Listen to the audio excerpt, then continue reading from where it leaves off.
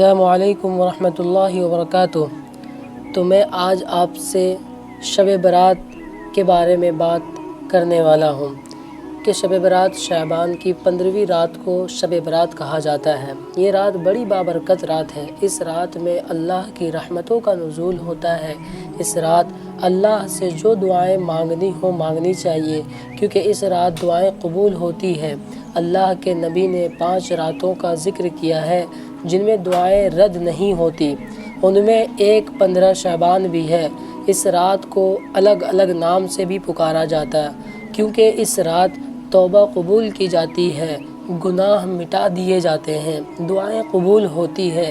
یہ وہ رات ہے جس میں آسمان اور رحمت کے 300 دروازے کھول دیے جاتے ہیں۔ اس رات بکری کے بال سے بھی زیادہ لوگوں کی مغفرت کر دی جاتی ہے۔ اس رات لوگوں کے اعمال آسمان کی جانب بلند کیے جاتے ہیں۔ اس رات مرنے والوں کی اور پیدا ہونے والوں کی تعداد اور انسان کی ہر چیز لکھ دی جاتی ہے اور نیا اعمال نامہ شروع کیا جاتا ہے۔ اسی رات رزق تقسیم کیے جاتے ہیں۔ یہ رات سال بھر کے گناہوں کا کفارہ بنتی ہے۔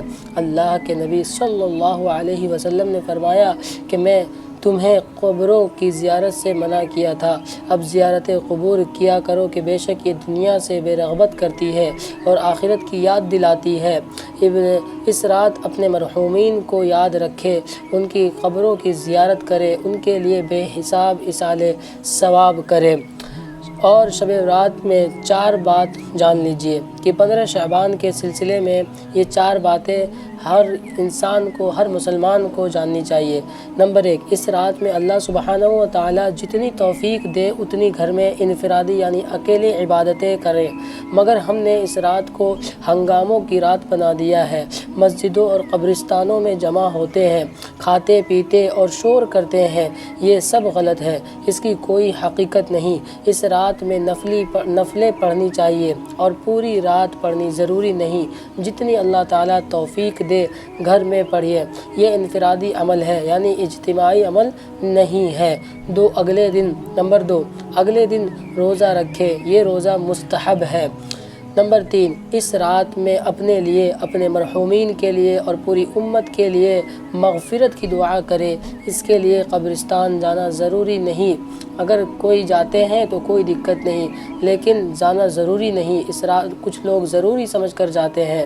اس رات میں حضور اکرم صلی اللہ علیہ وسلم قبرستان ضرور گئے ہیں، مگر چپکے سے گئے ہیں۔ حضرت عائشہ رضی اللہ عنہا کو اتفاقاً پتہ چل گیا تھا، نیز حضور پاک صلی اللہ علیہ وسلم نے اس رات میں قبرستان جانے کا کوئی حکم بھی نہیں دیا، اس لیے اس رات میں جو تماشے ہوتے ہیں وہ سب غلط ہیں۔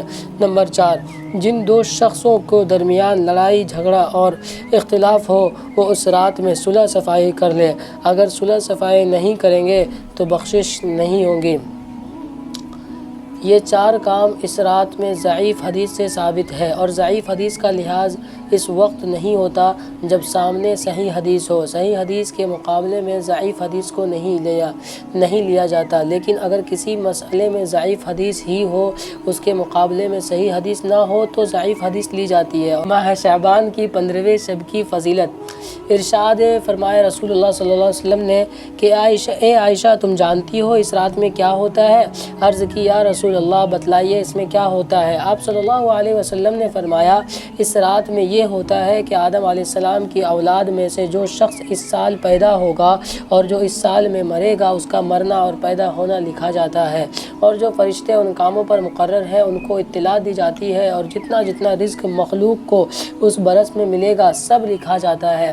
اور اس 15ویں رات اللہ تعالیٰ سورج ڈوبتے ہی یعنی مغرب سے پہلے ہی اس دنیا کے آسمان پر تشریف لاتے ہیں اور ارشاد فرماتے ہیں کہ کوئی نیک بندہ ایسا ہے جو ہم سے بخشش مانگے تو ہم اس کو بخش دے، کوئی رزق مانگے تو ہم اس کو رزق دے، کوئی مصیبت کا مارا دعا کرے تو اس کی مصیبت دور کرے۔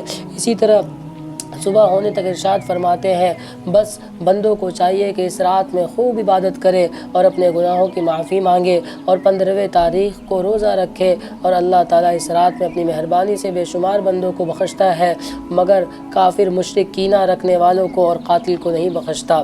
اور اس رات پر خوب سے خوب عمل کرنے کی کوشش کرے، نفلی نمازیں پڑھنے کی کوشش کرے، قرآن پڑھنے کی کوشش کرے، اور جو میں نے بتایا ہے اس پر عمل کرنے کی کوشش کرے، اور اپنے بھائیوں کے لیے دعا کرنے کی کوشش کرے، اور مجھے بھی اپنی دعاؤں میں یاد رکھے۔